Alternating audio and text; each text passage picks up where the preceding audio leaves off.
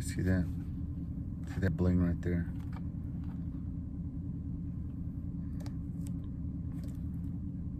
Oh yeah, it's real.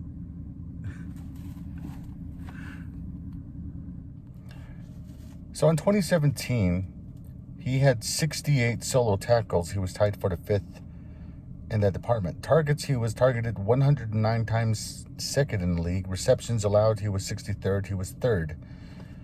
2017, his player grade was actually 75.1. Now in 2018, solo tackles, he had 68. He was tied for 6th. Targets, he was targeted 105 times, tied for 3rd. He had receptions allowed, 66. He was tied for 2nd. And interceptions, he had 2. His first interception was actually against DeAndre Hopkins, if you don't remember that game. And overall grade, he was 73. So he actually improved on his sophomore year.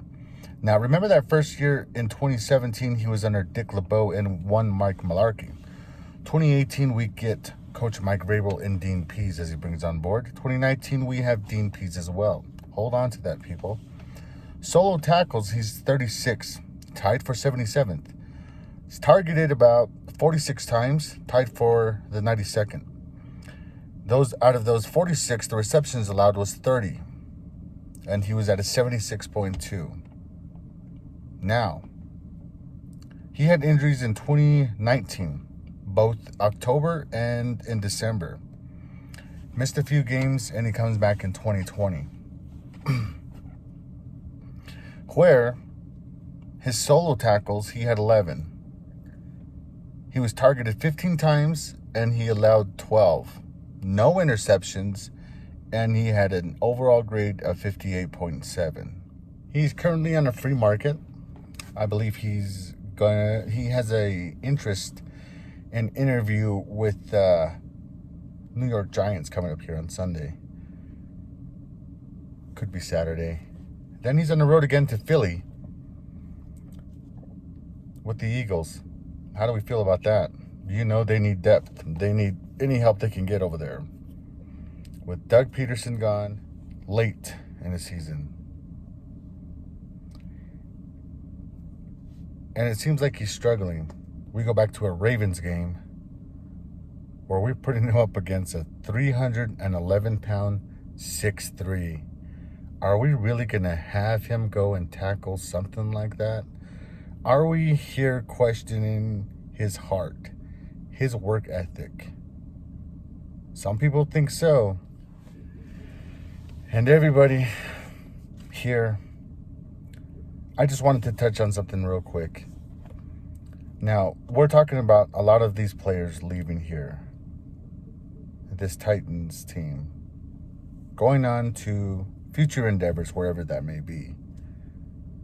Let's not forget the ones that help get us to these current play situation that we're in. Adoree Jackson was our number 18 first round overall draft pick. And it's just a reality now that we're letting him go. We're about to get into a lot of things here. If you'd like to stay, you're more than welcome to.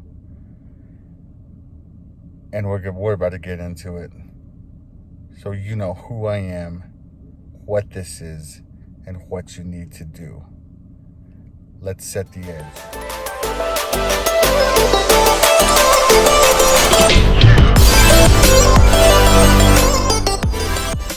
Now I want to take you back to 2017. Adoree Jackson was drafted number 18 overall. And remember, he was our second draft pick that year, coming behind number 5, first round pick. We drafted Western Michigan Corey Davis. But we're here to talk about Adoree Jackson. USC Adoree Jackson was under an entire scheme where he was accessible. And I want you to hold on to that. Adoree Jackson was used on punt returns. He was used on kickoff returns. He was used on running back situations. He was used in wide receiver positions. And he was actually quite successful coming out of his junior year with USC. But I want to go beyond that. Adoree came to high school in California from Illinois. He attended Sarah High School, where he dominated his play style. Now, when he first came here, it was his sophomore year. His sophomore year in California wasn't the best. He actually came here on a track scholarship. Not scholarship, more track background. That's what he wanted to do. That's what his main focus was. That's you see the competitive side in him. He was a long jumper, Olympic long jumper, and I believe he placed 5th, somewhere along those lines, his junior year to senior. His junior year. Now, before that. Now, according to the Los Angeles Times, Adoree Jackson used to run and try to beat the train home every day. You know how that you used to, I'm talking about the old folks here, because there ain't no curfew now. I'm talking about, you had to be home before that light came on outside, and if you were home after that light was on, you was in trouble. So he came from that upbringing. Now, Adoree Jackson, when he first arrived in California, he missed his home state, his hometown, where he lost a childhood friend, Jeremiah Radford, died of cancer. And you could see why he wanted to be home. You can understand that. So his sophomore year, he dedicated his number 21 that he wore in high school to his friend, Jeremiah Radford. Rest in peace, Jeremiah Radford. Now his junior year takes place, and he's a little bit more involved with everyone around school. Starts to focus more on his long jumping, working out, until he's goofing around and playing sports with off the side here with some football players who were playing on a baseball field. Now, Adoree, being athletic as he was, decided to go and play a little bit. Said, Coach, I think it can be a lockdown for you. Went up and got an impossible ball. One of the coaches ended up seeing it, and he ended up getting recruited to the football team. Came in actually as a undercard redshirt, so he was going to be 3rd, 4th down the line, basically. Not a starter, as you could say, as many people work those hard spots. I don't know. I don't care whose it is. I'm going to take it. And he did. He ended up becoming a starter. He ended up stealing a few balls there and making an all-star team, where he was heavily recruited into USC. Now, USC, we see a lot of his athletic ability take shape and form with his track background. So he's used in a versatility style setting, which we love here in Tennessee. Now, as he's utilized in USC, he plays his freshman year, and what a lot of people don't know was he was originally going to be a Florida Gator. Get that right? He was going to be a Florida Gator. That's just impossible, and changed his mind minutes before his draft, actually, and decided to go to USC, who he would be lining up and playing with none other than, we all know, Juju Schuster. Yeah, that's kind of crazy, right? Crazy, crazy world. Now we go back to this draft day, as he's picked 18th overall. We bring him in to cover for one Cox, LaShawn Sims, Cyprian. This entire depth chart that we had here under Dick LeBeau. Now, you could see where this defense was going, because it was run by Mike Mularkey. Now, Coach Mularkey had Dick LeBeau revamp this defense, which we had our hits and misses. Now, Coach LeBeau had high praise for Adoree Jackson back there, because he was more than likely he was our future, all we had here in Tennessee. Now, his rookie season, from what I recall, he had that explosive jump over the Raiders game where we were behind in that game. Remember that?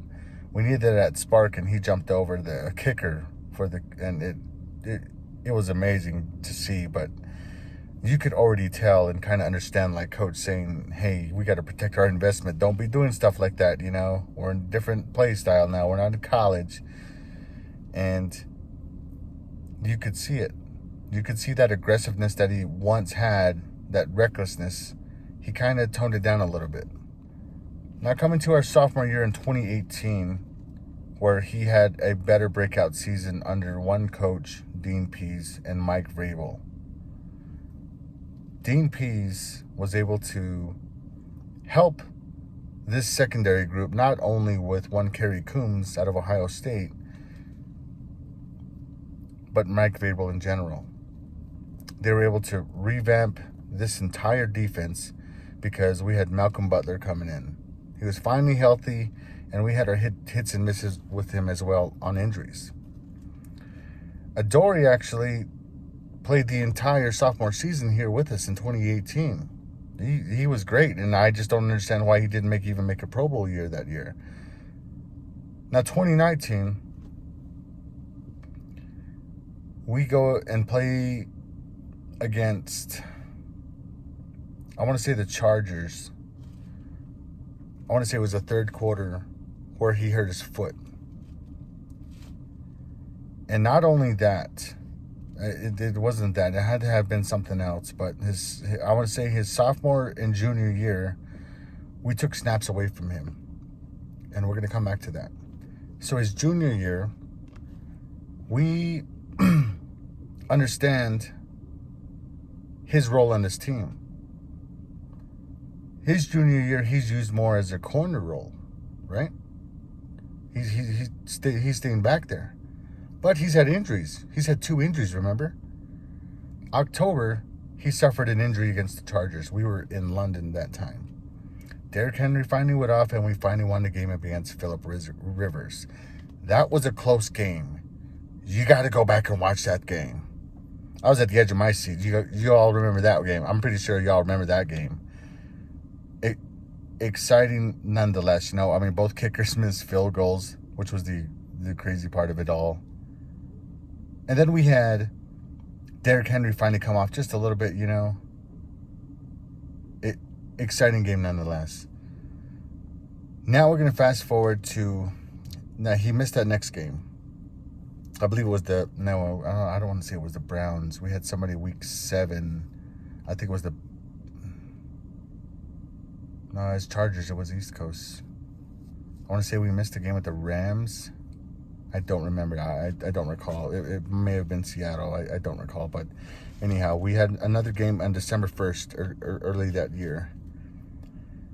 And he was hurt again. This time it was his knee. And this is where it all began.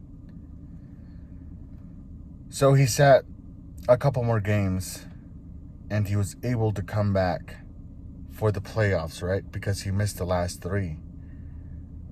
We had to bring in, who do we had? The Brock Sr. Remember, we had to bring in Brock to help out over here because Malcolm Butler finally came back after his injury. No, he was injured. I'm trying to remember this timeline. So he comes back for the playoffs and shows out.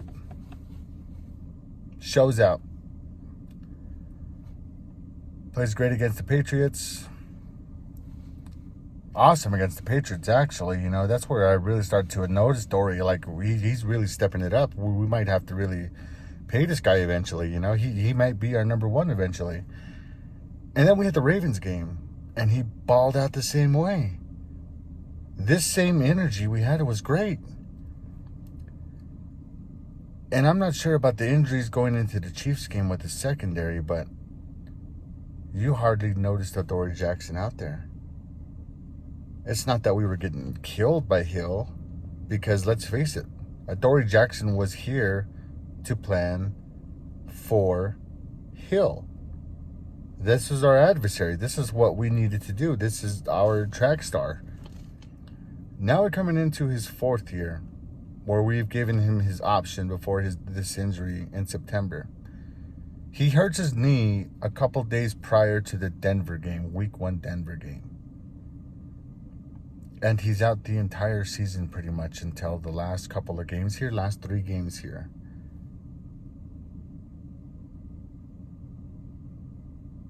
But we all saw it. He struggled against Green Bay. He struggled against the Ravens. And not to take anything away from him, but I hope it wasn't just me that noticed something about this, because something was wrong. Something is off here. Adoree's not playing like Adoree is. Now, before we go any further into determining what happened here at the end, I want to take it back a step here. Remember 2017, his rookie season, we had him here. This is where that word's going to come back in again. What we had at the start.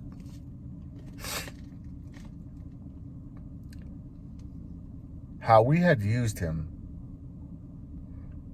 We had Terry Robisky under Mike Mularkey. Now, not to discredit Mike Mularkey or his play style scheme, but this is where that cuteness comes in with Arthur Smith, where we were like, whoa, hold on a little bit.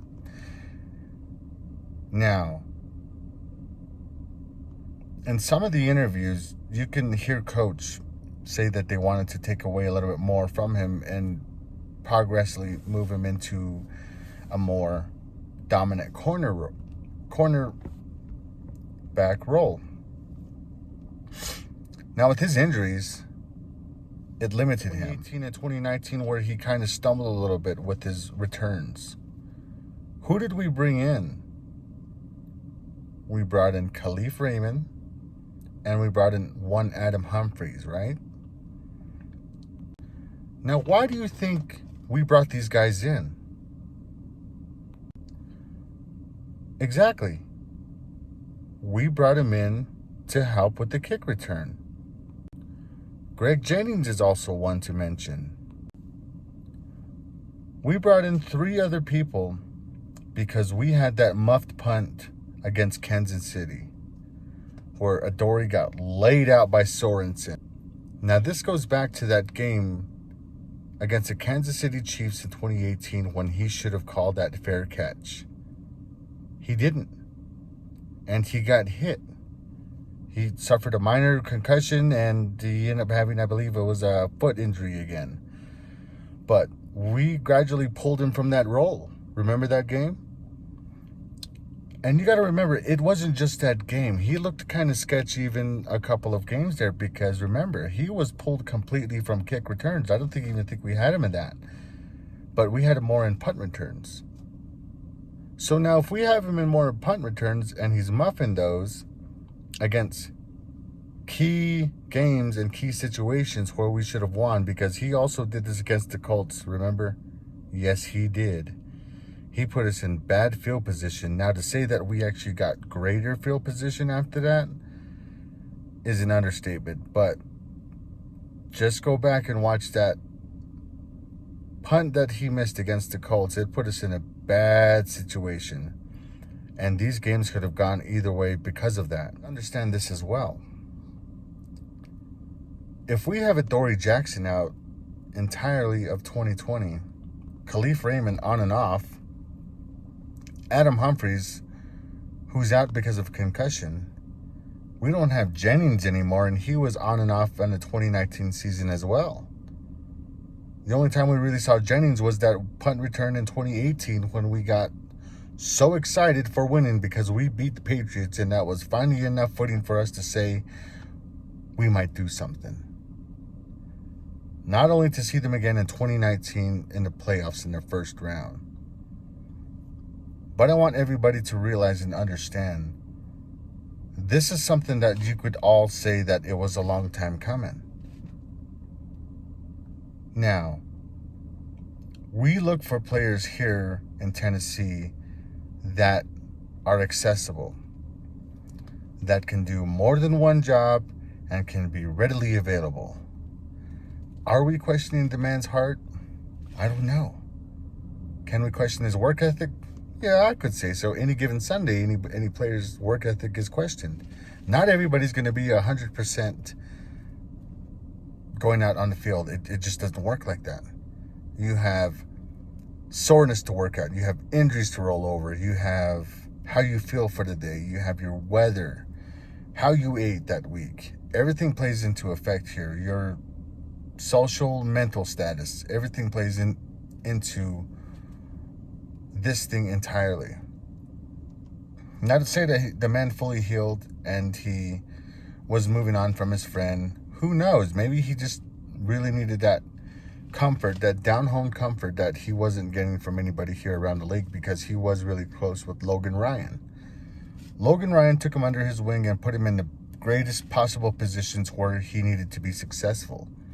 A lot of these mic'd up situations, and even beyond that, if you look into it really, Logan Ryan and this veteran presence is here all around us. Now, I know I'm straying off from the subject at hand, but you're staying here for a reason. If nobody really sees between the lines here, we are losing a lot of people here that were a part of that coaching tree, that Mike Mularkey era. We just lost Janu, we lost Delaney, we lost Jarrell, we lost Cameron, we lost Arakpo, Malcolm Butler, and now Adoree, Corey Davis. The list is going on. Who's still left from that area, right? Ben Jones, Taylor Lewan, Derrick Henry, I think Cameron Batson, and maybe Darren Bates. Shout out to Darren Bates. So everybody is saying this thing with, it's really hard to work with Coach Mike Vrabel. But who wouldn't be?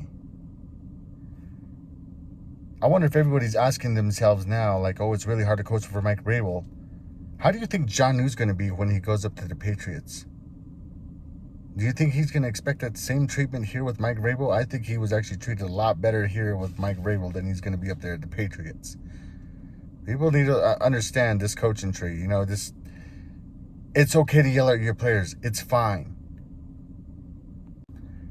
Now, somewhere along the way, Adoree got hit so good, or he's just protecting his investment, which I'm thinking I'm doing. Now, this goes back to this season. I'm not saying the man was stat padding or anything like that. I'm not one to say that, because I love Adoree Jackson, but there was just no effort. You could see the same thing with Vaccaro. I really didn't want to look into it, but you could just see the same thing. There is no effort there. Now, understanding this is a new scheme that we're under, a 3-4 with the wrong personnel. What's happening here is we are getting people under Mike Vrabel's program. Now, I don't want to take anything away from anybody out there who's already said the majority of what I'm saying, because everything that I've gotten so far is from A to Z, Titan Upload, Titan Orbit on Instagram, and the Los Angeles Times. And a lot of it has to do with just rewatching a lot of highlights and just remembering games off the top of my head. Now, I had actually saved a couple of those games because I was even concerned. I was like, wow, there's a pattern here with Adoree Jackson. How has it gotten to be this far? Because we had to bring in Adam Humphries to help out with this 3-4 situation, because Corey Davis was hurt too. He was on and off the field. We need a punt returner. We can't trust in Adoree. Okay, let's bring in Adam Humphries. He's versatile, right? Yeah, let's get him. Let's re-sign Jennings as well. 2019, right? Hey, let's bring in Khalif Raymond in 2018. We see some ability in this kid, and let's go ahead and go there. And it just goes full circle to Corey Davis. Corey Davis, round 1, 5th overall pick. Corey comes in under Mike Mularkey. Our offensive coordinator at that time is one Matt LaFleur. Now that's his sophomore year. His junior, you have to also remember, he had a few quarterbacks here. 2017 we had Blaine Gabbert. Remember that? We had Blaine. I believe we even had Fitzmagic at the time with us here with Marcus Mariota. But now in 2018, we had Marcus Mariota starting the beginning of the season. Remember that? We played against Miami against Tannehill. Wow. Oh, we lost Jonnu that game, right? Oh, we made history. Didn't we? It was the longest game of the freaking NFL or something like that, and it still is like that. Or no, I think we might be second now. I think there's a game that topped us, We'll have to check that out. That's so crazy to remember that game like that. Anyway, Marcus got hurt or something, right? It was his hand or his thumb. So we bring in Blaine Gabbert. He starts week 2. And then Gabbert gets concussed. He's out. So we bring Mariota back in. It's such a crazy, unfortunate event. And then we expect him to get the ball to Corey Davis, but by this time we had realized, hey, our sophomore year, we have Matt LaFleur, who is trying to get the ball to Corey Davis, but Corey Davis isn't doing anything with it, and he has issues with Mariota. Because remember, they were trying to shop around and look for a QB, because Mariota was going to sit there for a minute. I believe there was even talk about it. From what I remember, there was talk about Mariota sitting, and they were going to probably even go with Gabbert. And then we get Tannehill in 2019. It's just crazy how the events kind of unfolded there a little bit, But Corey Davis didn't have his snaps. But by the time we get the snaps to him, we realize we have Derrick Henry. And we're rolling with it, because that's the only thing that's consistent. That's the way Mike Vrabel is finally going and understanding in the route that he wants to go. This is why we don't have a lot of the coaches here anymore under Mike Mularkey. We pretty much clean house, if you look at it. We've got everybody promoted under Mike Vrabel, his own staff members, with the key few. So now, probably coming into the season, my guess would have been, I'm talking about this current season, this pandemic year, this 2021 season, okay, now.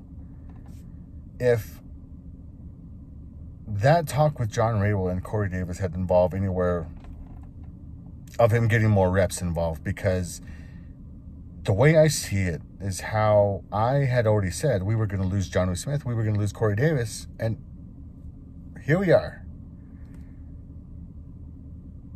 If we lost them, we were going to go for a more traditional offense, because we were going to keep Ferkser and we were going to keep Jeffrey Swaim. And possibility of keeping Pruitt. If not, Pruitt's not on board. He's gone. We still need to draft one. Understanding that Corey Davis wanted to be the number 1, but he's not catching like a 1. he's barely catching like a 2 on some days. With the exception of last year, I'm not taking that away from him. I'm not discrediting the man's work ethic whatsoever. But the games where we needed him, when A.J. Brown were hurt, he was a no-show. That's the issue I have. Now, if A.J. Brown is hurt, who's taking them the long balls? It's not going to be Khalif Raymond because he was hurt. Remember that? And by the time he came back, the league had figured him out. Like, hey, Khalif Raymond, and yeah, let's go Rockets down. We're going to do what is it? A cover one, a cover deep for Khalif. That's it. And he's just running that quick in route. And that's all we need to cover. That's all he runs. And then with Corey, because early on, look at the couple of those games there. We had to try to test this out here. Tannehill was trying to figure out a system to where we would understand who was going to be our deep threat and who could be that deep threat. Corey Davis was given more than two. I believe he had 2 or 3 throws and opportunities to become that man. But unfortunately, he wasn't. We had to have an injured A.J. Brown take them deep, long shots downfield. And early on in the season in 2017, it wasn't even Corey Davis that was taking deep shots. No, it wasn't. It was our own Taywan Taylor. Yes, it was. Corey did not take any deep, long balls there. And somewhere along the way, we've strayed away from that until Tannehill came back. Now we got a deep threat with Khalif, but we don't have Khalif now because we let him walk. Will we sign him again? I don't think so. But I can tell you one thing. We need a punt returner because we lost Desmond King now too. We don't have Adoree. We don't have Adam Humphries.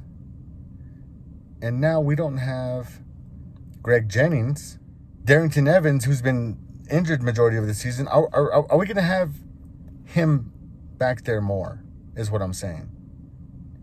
Is this the rest of the season going to play out in the traditional sense that we're going to have to really look into the draft or even have to bring in more free agents that can eventually be free here? Because we got to remember this cap space is not going to be over until September. I believe end of July, early September is the final, right? And we still have injuries to worry about this season, guys. We still have to sign for depth. We still have to sign for people mid-season if we happen to pick anybody else up, and then cap if we're going to go over into next year. So Corey Davis goes to the Jets. Congratulations, Jets. I'm not sure your quarterback situation, but Corey Davis is a hit or miss. And it's really going to hurt if he just goes off on us.